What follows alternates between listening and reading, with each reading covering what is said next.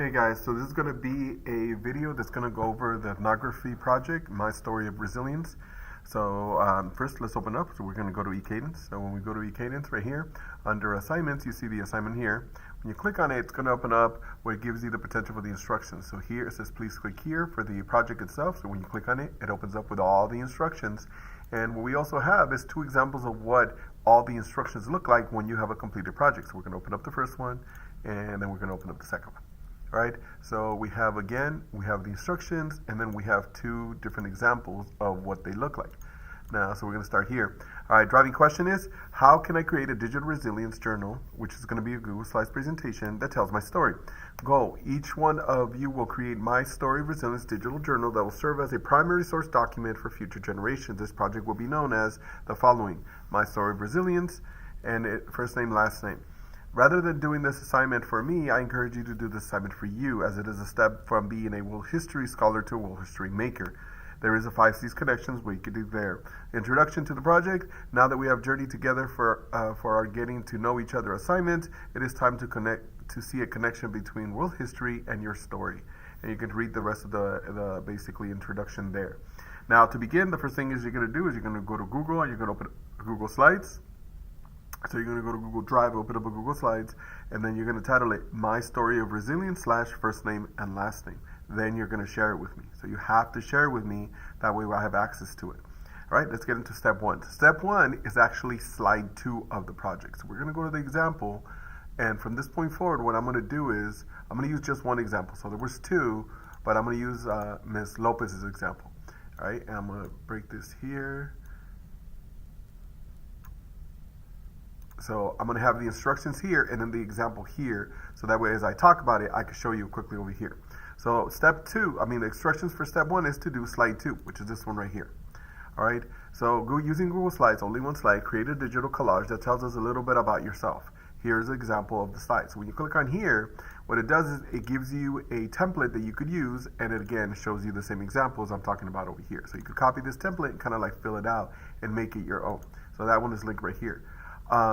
Here are some ideas of what you could put in your Google slide. What makes you happy? If you could do anything right now, what would you do? What makes you laugh? And so on. All these different things. Other ideas that I want on there. These I do want on there. These are ideas of what you could talk about. I want your name, your birthday, your birthplace, your family, future college, future career, and food and hobbies. And this is what that looks like over here. So when you put some of these questions and this stuff there together, you're going to put all over here. And a collage is a series of pictures, so I want to see a whole bunch of different pictures that represent what you want. All right, that is slide 2, and that is step 1. So step 1, slide 2. Now the next one is step 2, is slide 5. So we're going to see slide 1, 2, 3, 4, 5. That's this one here. And what you're going to be doing here is you're going to create a Google slide that is going to show some sort of current event that is important to you. So here are some of the current events that you could choose from: mental health, pandemic, community building, family, and health inequality, homelessness, immigration, global warming, lack of voting for young people or minorities, or any other issue that you're passionate about. You're going to add one large image that represents your topic, and then you're going to do an analysis of it with these 6 questions. So as you can see here, they chose this picture right here, which represents this idea of rent control, that we have a problem that we have in society, and then they proceeded to answer the 6 questions. What I see, what I think is happening here, this relates to my life because, this is happening because, this can educate others by, what can we do about this? All right, so these 6 questions, put them there, and then they answer them of what they know about the topic. That is the second slide. So these first two slides, this one, slide 2, and slide 5 of your project, these 2 are due after the 3rd day of the project. So in this case of this week, it is due Wednesday night. So you're going to submit this so I can check these 2 slides, slide 2 and slide 5. All right, now let's get on to step 3. Step 3 is working on the rest of the project. And the rest of the project consists about 75% of the project. So these 2 slides, the ones that you did, slide 2 and slide 5, be about 25% of the project. The rest is all more slides, but slides that are not as difficult or time consuming. So first slide here, slide 1, is simply your title slide. All right, your title, your picture, your name. Title, picture, name. Very easy. All right, slide 2, the one that we just did, all right, the one that you should have done already, is this one. So that's already taken care of.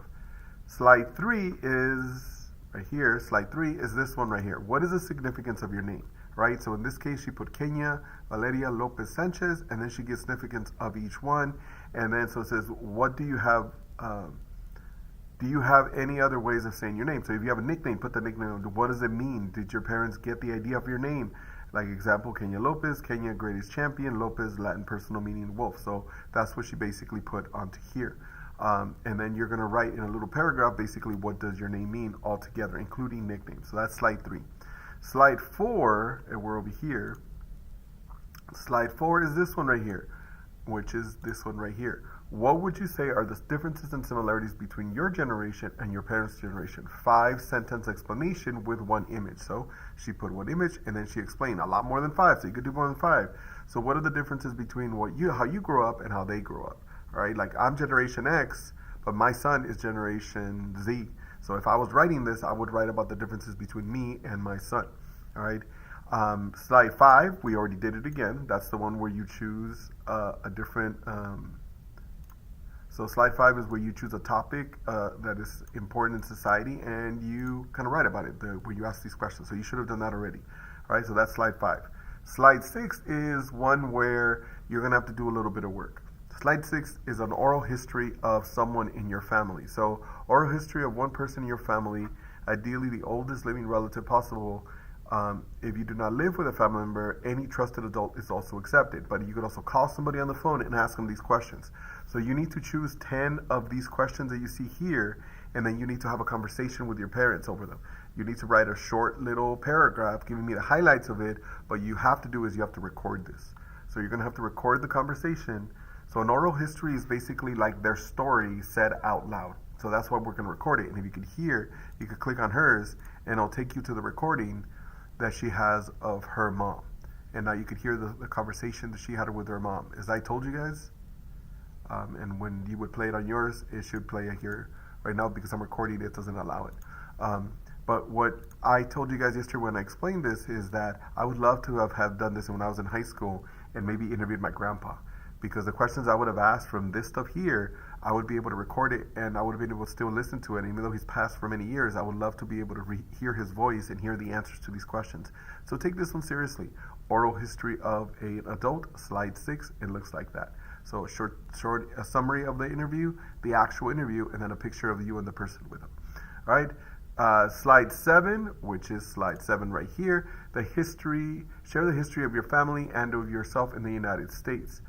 If you do not know your family history, do an ethnic ancestry, for example, being Mexican or being from another country.